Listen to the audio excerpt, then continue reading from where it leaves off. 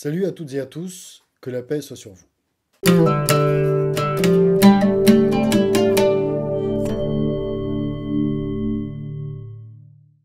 Dans cette séquence de Un point de vue soufi, nous allons aborder un sujet à la fois mal connu et chargé de malentendus, celui de la place de l'amour dans la relation entre le maître spirituel et le disciple. Cet amour que nous allons tenter d'expliquer ici est la cause de paroles ou de comportements dont sont auteurs les disciples, qui suscitent parfois l'incompréhension, voire l'indignation de certains musulmans notamment, qui y voient une forme d'associationnisme, l'association entre Dieu et l'homme, shirk en arabe, qui est le péché suprême en islam, le seul qui ne soit pas pardonné par Dieu. Selon ces derniers, le disciple soufi aimerait plus son maître que Dieu lui-même, voire en lieu et place de Dieu. On trouve d'autre part des textes qui témoignent d'un contresens à propos de cet amour entre le maître et le disciple. Je pense notamment ici à un texte paru il y a quelques années sur Jalaluddin Rumi et son maître spirituel, Shams de Tabriz, texte qui voulait voir dans cet amour un aspect charnel, ce qui laisse pour le moins perplexe celui ou celle qui connaît un tant soit peu le soufisme. Précisément, cet amour entre le maître et le disciple n'a rien de l'amour commun qui peut lier des êtres humains entre eux. L'amour commun étant un sentiment qui peut être très fort, qui peut durer dans le temps, qui peut être platonique ou charnel. Non, l'amour entre le maître et le disciple est différent, nous allons le voir. Mais donnons d'ores et déjà un début de preuve de cela. Le fait que l'amour puisse se développer entre un maître et un disciple sans que ceux-ci ne puissent jamais se rencontrer. Nous connaissons des disciples qui n'ont jamais vu, ni jamais parlé directement à leur maître spirituel, et qui pourtant ressentent un amour intense à son égard et vivent dans leur cœur l'amour qui émane de leur maître. Cela fait partie des réalités subtiles, des mystères, comme on dit dans d'autres traditions, difficiles à décrire et à expliquer. Mais essayons quand même. L'amour dont il est question ici est un amour spirituel, désigné en arabe par le terme mahabba. Ce terme est très présent dans la littérature soufie, avec des nuances de sens selon les maîtres et les auteurs. Citons ici Jean-Jacques Thibon qui aborde le sujet dans son article L'amour mystique dans la voie spirituelle chez les premiers soufis, je le cite. Certains, conscients de la difficulté de canaliser ces débordements, ceux de l'amour, réservent l'amour au plus haut degré de l'expérience spirituelle, tandis que d'autres font appel à sa puissance transformante dès l'entrée dans la voie. On voit ici que l'amour est vu comme l'une des stations spirituelles les plus élevées par certains, ou comme une monture qui porte le disciple sur la voie spirituelle pour d'autres. On dit souvent que cet amour spirituel est un amour en Dieu, un amour entre deux êtres, mais qui passe par Dieu. L'amour pour le maître est, pourrait-on dire, de même nature que l'amour que le croyant porte à Dieu ainsi qu'à son prophète. Un amour qui ne connaît pas les formes de la manifestation et qui les transcende complètement. Un autre aspect de cet amour spirituel est qu'il est inconditionnel. Il naît dans le cœur sans être lié à des conditions qui le détermineraient parce qu'il est contenu en germe dans le cœur de tous les êtres. Le travail de la voie spirituelle ne fait que permettre à cet amour de s'épanouir. Il s'agit en réalité d'une expression de l'amour divin, un amour pour le divin et un amour du divin pour l'être. Sidi Jamal al-Qaderi Bouchiche dit cela de manière très simple. Il nous dit « La mahabba, l'amour spirituel, est un don divin, et ce don s'installe dans le cœur. » Ce don s'installe dans le cœur purifié, et le cœur se purifie par la pratique assidue du dhikr, l'invocation de Dieu. Le rôle du dhikr est donc fondamental ici encore, et Sidi Hamza disait à ses disciples, tout comme Sidi Jamal aujourd'hui, que le cœur doit être nettoyé par le dhikr pour accueillir cet amour divin, cette présence divine. Et pour illustrer cela, ils évoquent les abeilles, en disant que ces dernières ne s'installent dans une ruche pour y produire du miel, que si cette dernière est propre, pure et agréablement parfumée.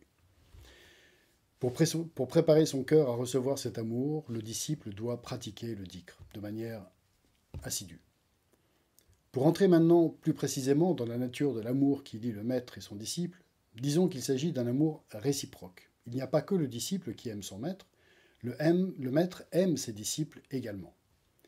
Sidi Hamza disait à ses disciples, « Portez-moi dans votre cœur comme je vous porte dans mon cœur. » En effet, la relation maître-disciple est avant tout une relation de cœur à cœur, une relation subtile, dans laquelle la distance physique ne compte pas.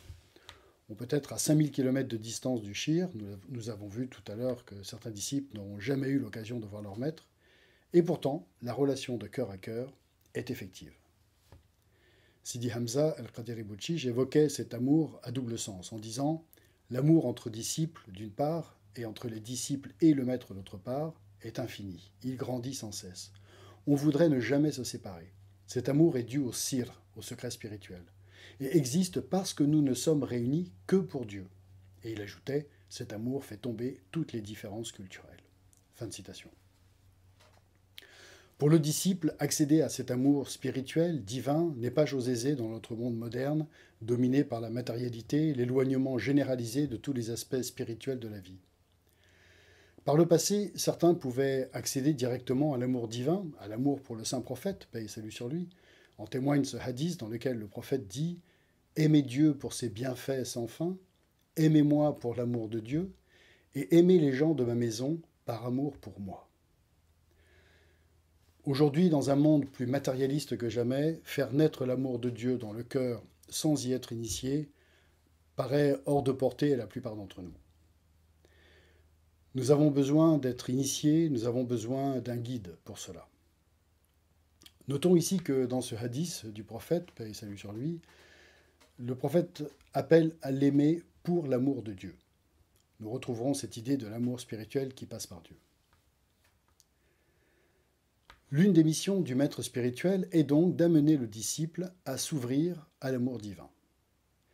Sidi Hamza et Sidi Jamal al-Qadiri Bouchich nous disent que pour cela, le disciple doit développer la mahabba, l'amour spirituel pour son maître, afin que ce dernier le fasse accéder à l'amour pour le prophète Mohammed, lequel amour ouvrant les portes à l'amour pour Dieu.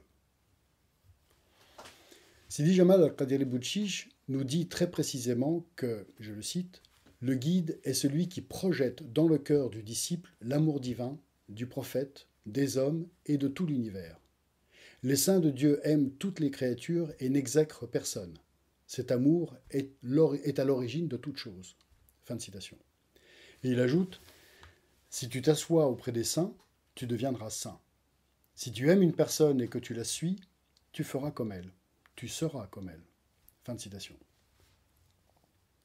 Alors, si le maître est capable d'aimer toutes les créatures de manière inconditionnelle, en vertu du secret spirituel, du sir qui habite son cœur, il n'en va pas de même pour les disciples au départ. Pourtant, c'est cet amour pour le maître qui permet au disciple de recevoir de son maître ce qui permettra la purification de son cœur et la transformation de son être. Citons à nouveau Sidi Jamal ici. Il nous dit « L'amour est le capital du disciple. Il faut savoir que si tu aimes le maître, tu reçois de lui, et cela même s'il ne t'aime pas.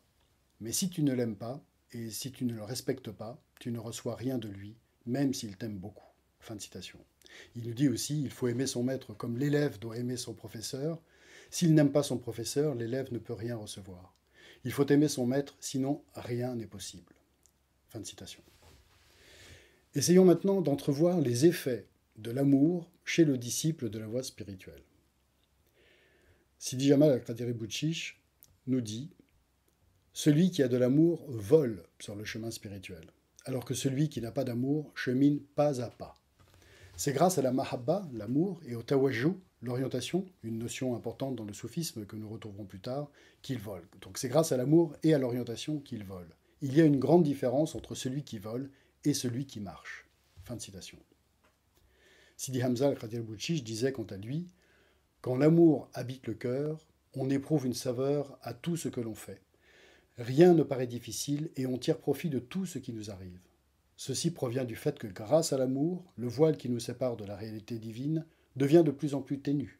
On éprouve alors une joie profonde du fait de cette proximité et on est envahi par la perception de la beauté. » Fin de citation. Pour finir, revenons brièvement à la notion d'orientation, tawajjuh, évoquée à l'instant, tawajjuh étant le terme arabe. Il s'agit d'une notion importante dans le soufisme et également très mal comprise. Selon les maîtres de la voie Qadiriya Bouchichia, amour et orientation, mahabba et tawajjuh, sont intimement liés. Citons Sidi Jamal, qui nous dit « Dans la voie, l'orientation est synonyme d'amour, et c'est un don qu'Allah accorde à tout disciple sincère. » Il nous dit aussi « L'orientation, c'est aimer le maître. C'est comme l'élève qui n'aime pas son maître ou son instituteur. Il ne réussit jamais. Quand il aime son maître, l'élève ouvre ses yeux, ses oreilles et son esprit, et il reçoit de son maître. S'il ne l'aime pas, seul son corps est dans la classe et son esprit est dehors. Si tu es dans la voie et que tu n'aimes pas ton maître, tu peux rester en contact avec lui 100 ans. Tu ne reçois jamais rien de lui. » Fin de citation. Mais nous aborderons la notion d'orientation, de tawajjuh, donc dans une prochaine vidéo. A très bientôt, donc, dans une nouvelle séquence de Un point de vue soufi.